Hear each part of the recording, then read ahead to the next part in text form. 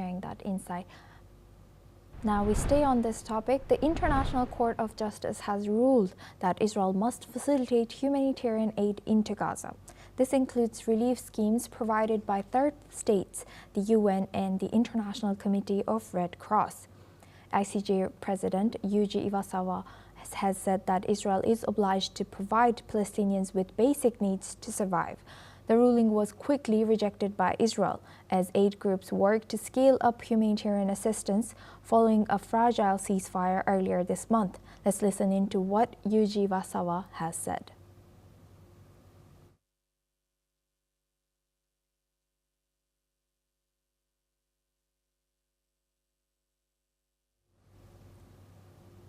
Now we move on to our next news. Iran has announced the conditional release of Mahdi Esfandiari, an Iranian citizen who has been detained in France since February.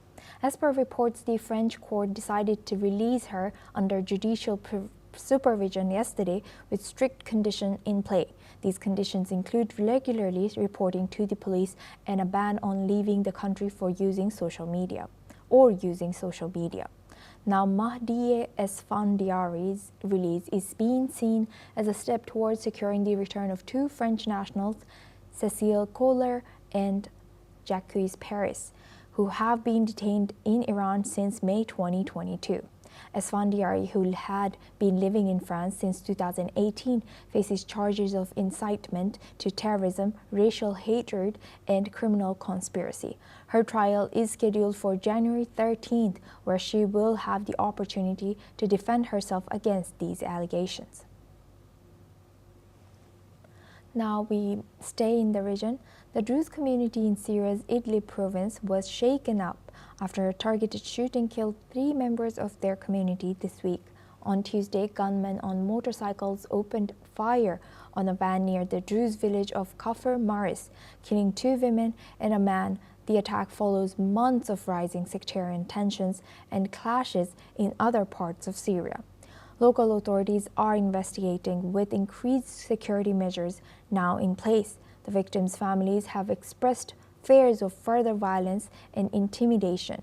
The Druze, a minority group in the predominantly Sunni Idlib, have faced increasing threats since the fall of Bashar al-Assad's regime, with some community members calling for secession.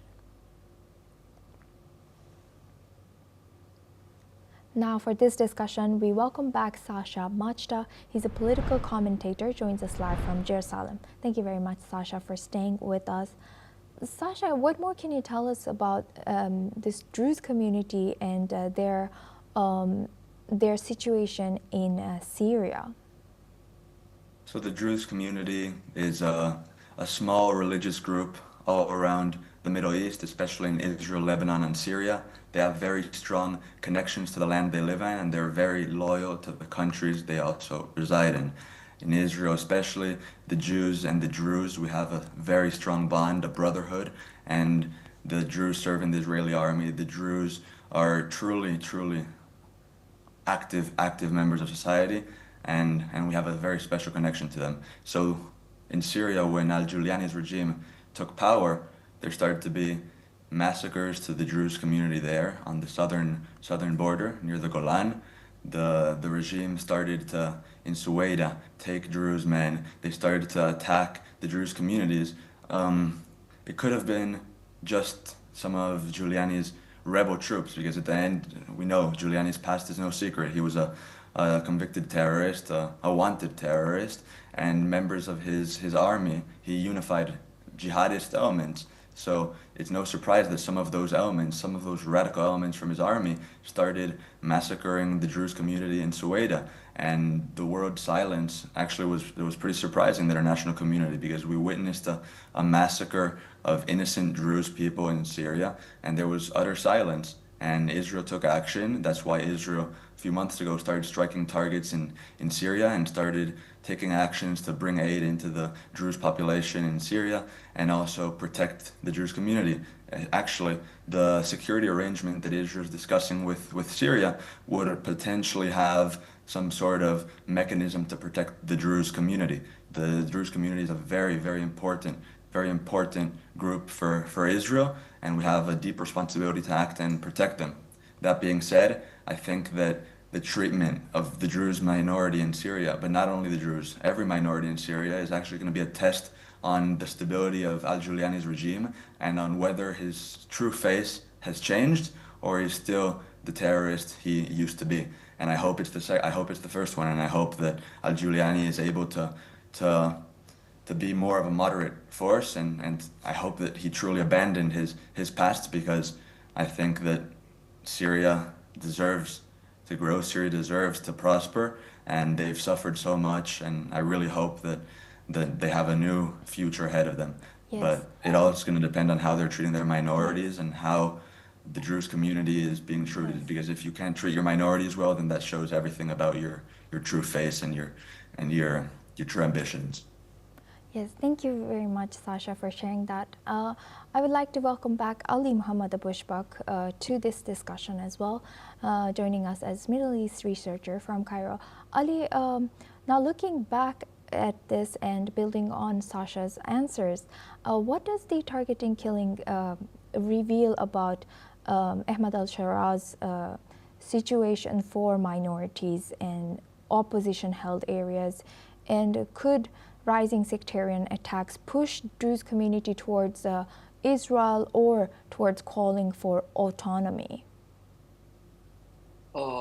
First of all, I guess Al-Shara is trying to make a balance in Syria. So that's it. He's trying to impose the control in Syria. And about the Druze minority in Syria, there is also minority Alawi minority that Bashar al-Assad belongs to. That also they are suffering the same fate of the Druze in Syria.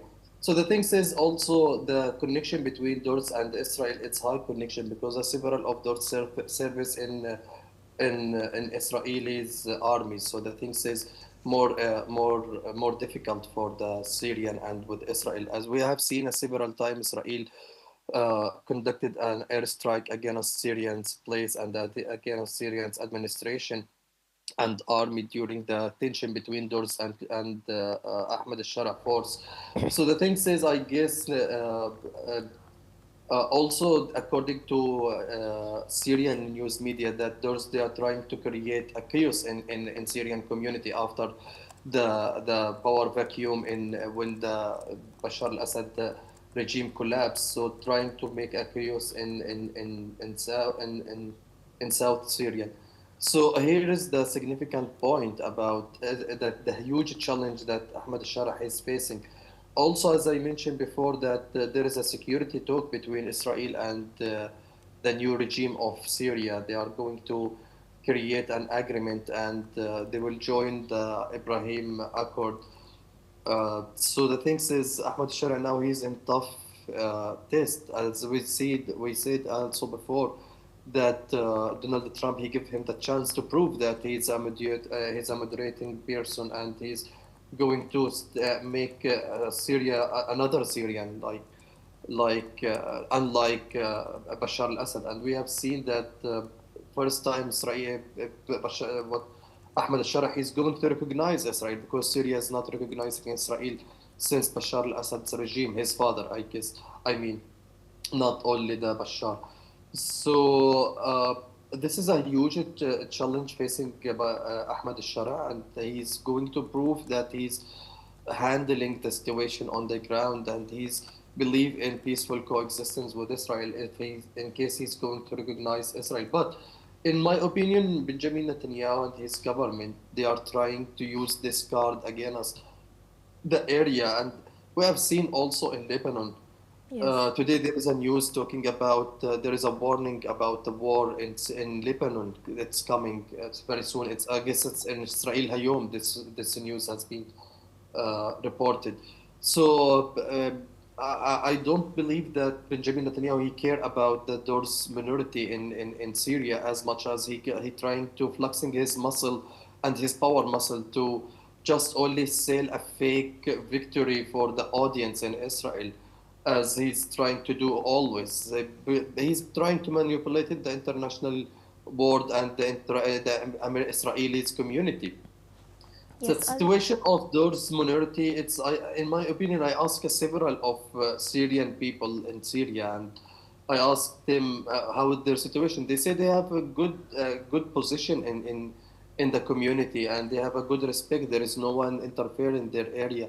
But what they have done, they are just only asking for self-determination and separated from the Syrian, and this is will not happen.